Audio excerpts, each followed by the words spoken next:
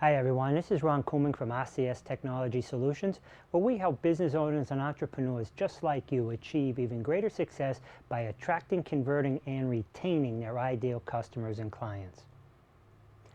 Welcome to this training series called 25 Ways to Grow Your Instagram Account Quickly and Organically. In this segment, we're going to talk about why you should respond to comments.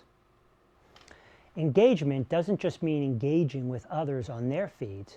Engage with people on your own photos by responding to comments. If someone takes the time to leave you a meaningful comment, let them know that you appreciate it by responding back. If you get questions about where something is from, take the time to answer. Now, I know it's not always possible to respond to every comment, especially as you grow.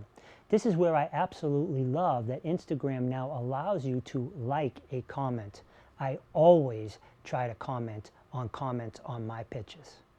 If you have any questions about this tip, please feel free to reach out to me at Ron at RCS Technology Solutions to clarify anything that may not have been clear and see what we can do to help you achieve even greater success.